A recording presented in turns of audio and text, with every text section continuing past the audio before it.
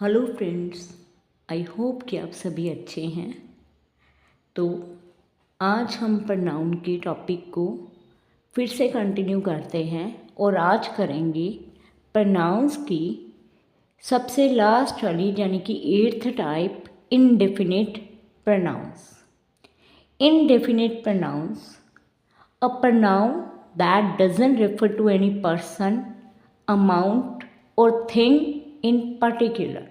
एक ऐसा सर्वनाम जो किसी विशेष व्यक्ति, मात्रा या वस्तु के बारे में बात नहीं करता, यानी कि किसी भी खास चीज़, इंसान या किसी भी खास अमाउंट या मात्रा के बारे में बात नहीं करता।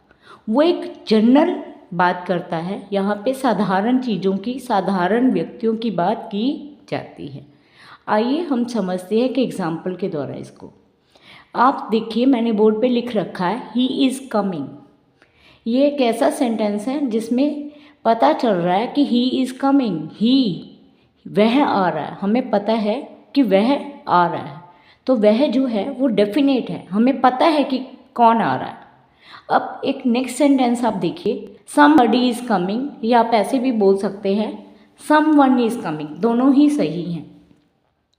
अब कोई आ रहा है, अब कोई में हमें पता नहीं है कि वो मैन भी हो सकता है, कोई वीमेन भी हो सकती है, बॉय भी हो सकता है, गर्ल भी हो सकती है।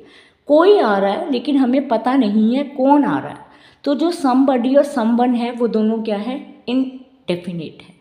तो इनडेफिनिट प्रोनाउन ऐसा प्रोनाउन है जिसमें किसी खास इंसान के या वस्तु या व्यक्ति के बारे में बात नहीं की जाती, एक आम चीज़ के बारे में बात की जाती है।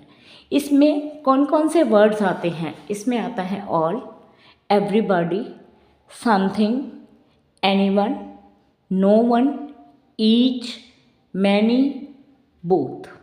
इसमें ये सभी आते हैं। आज मैं इस टॉपिक में आपको बहुत ही इम्पॉर्टेंट एक कंसेप्ट क्लियर करने जा रही हूँ, जो कि मॉडर्न इंग्लिश में अब इसको बिल्कुल ही इग्नोर कर दिया गया है। लेकिन हम सबको एटलीस्ट डिफरेंस पता होना चाहिए उस कंसेप्ट का। तो आज मैं वो कंसेप्ट अभी आपको क्लियर करने जा रही हूँ।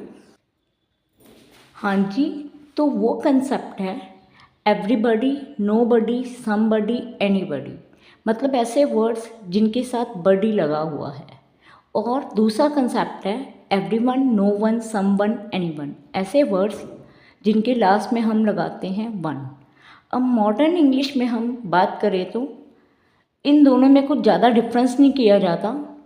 जहाँ पर आप चाहे एवरीबॉडी लगा दो या एवरीवन लगा दो, कोई भी ज़्यादा डिफरेंस नहीं है। आप दोनों लगाओगे तो दोनों ही सही माने जाएंगे। इनमें से मतलब कोई भी यूज़ करोगे वो सही माना जाएगा, लेकिन हमें इनका डिफरेंस पता होना चाहिए।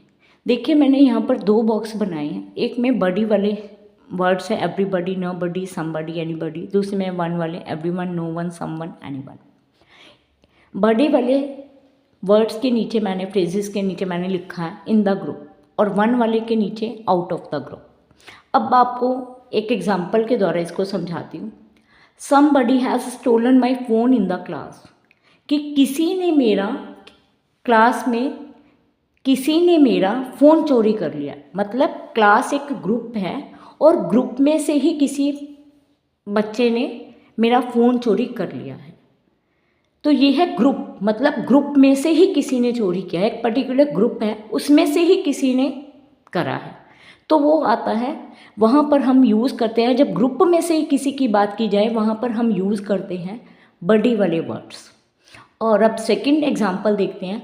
Someone has stolen my phone, मतलब क्लास के बाहर बहुत सारे लोग हैं, उनमें से किसी ने मेरा फ़ोन चोरी कर लिया। मतलब इस दुनिया में बहुत सारे लोग हैं और उनमें से किसी ने मेरा फ़ोन चोरी कर लिया। यहाँ पर किसी ग्रुप की बात नहीं की गई, आउट ऑफ ग्रुप किसी ने मेरा फ़ोन चोरी कर लिया है, वो कोई भी हो सकता है। तो अगर बात की जाए इन द ग्रुप, वहाँ तो बडी वाले वर्ड्स हम यूज़ करते हैं, और आउट ऑफ द ग्रुप वहाँ पर हम वन वाले वर्ड्स यूज़ करते हैं। तो मॉडर्न इंग्लिश में इस कंसेप्ट को बिल्कुल इग्नोर कर दिया गया है, लेकिन मुझे लगा कि आप लोगों को इसका डिफरेंस बताना अच्छी बात होगी मेरे लिए, तो इसीलिए मैंने आपको ये आज कंसेप्ट क्लियर करा। अब हम देखते हैं इसकी और एग्जांपल्स और इनडेफिनिट प्रोनाउन को और अच्छे से समझते हैं। हमारी फर्स्ट एग्जांपल है एवरीवन नोज द आंसर, मतलब हर व्यक्ति इसका उत्तर जानता है। एवरीवन किसी खास इंसान की तरफ नहीं इशारा किया गया। एवरीवन यहाँ पे इंडेफिनिट प्रोनाउन है। एनीवन कैन डू इट, कोई भी इसे कर सकता है। वो कोई को मतलब कोई भी, मतलब एक ऐसा टास्क जो कोई भी कर सकता है, मतलब किसी पर्टिकुलर पर्सन की बात नहीं की गई। यहाँ पर एनीवन क्या है, इंडेफिनिट प्रोनाउन है। Both of them are good, दोनों अच्छे हैं, किसी खास पर्टिकुलर की बात नहीं की गई। बोथ भी इंडेफिनिट प्रोनाउन है।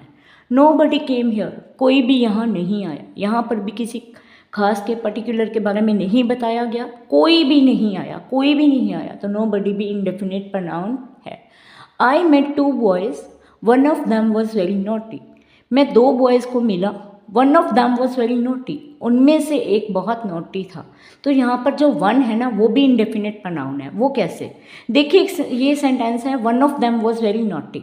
यहाँ पे उन दोनों में से एक बहुत नॉटी था। अब कौन सा था ये नहीं बताया, एक बहुत नॉटी था, तो यहाँ पे वन इनडेफिनिट है।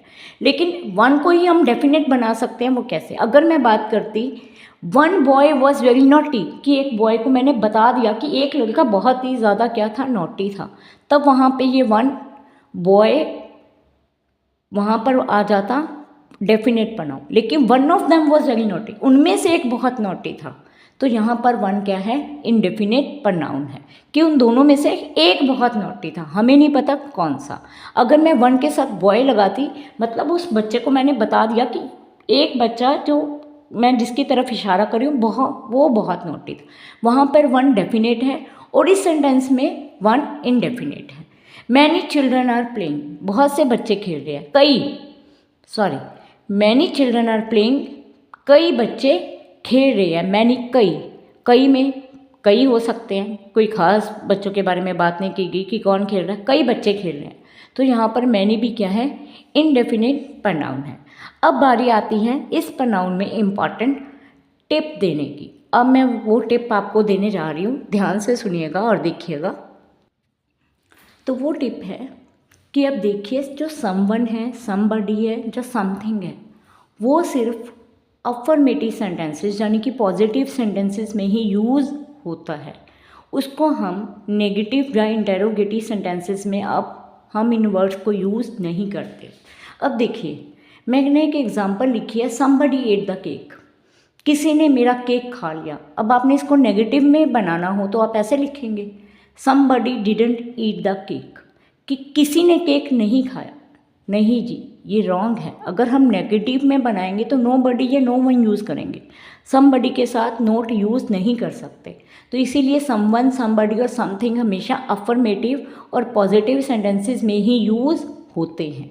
इनको नेगेटिव या इंटेरोगेटिव में यूज़ नहीं किया जा सकता। ऐसे ही एनीबडी, एनीवन, एनीथिंग, मतलब कोई भी व्यक्ति, कोई भी चीज़, इनको हम अफर्मेटिव, नेगेटिव और इंटेरोगेटिव किसी भी फॉर्म में यूज़ कर सकते हैं। ये ऐसे वर्ड्स हैं जो कहीं भी सभी के साथ मतलब फिट हो जाते हैं। अब इसकी एग्जांपल समझते हैं। देखिए, does anybody has taken my book, क्या किसी ने मेरी बुक ली, ये हो गया इंटेरोगेटिव। अब अफर्मेटिव हम पहले ही कर चुके हैं, एनीवन कैन डू इट, कोई भी इसे कर सकता है। आई हैवंट ईटन एनीथिंग, मैंने कुछ भी नहीं खाया है। अब देखिए, पॉजिटिव, अफर्मेटिव, नेगेटिव, तीनों में एनी वाले वर्ड्स हमने यूज़ किए हैं, तो ये तीनों में आ सकता है।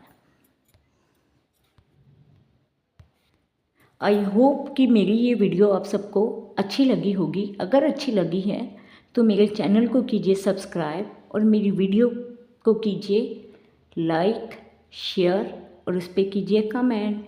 मिलते हैं नेक्स्ट वीडियो में नेक्स्ट न्यू टॉपिक के साथ। Tata, bye bye.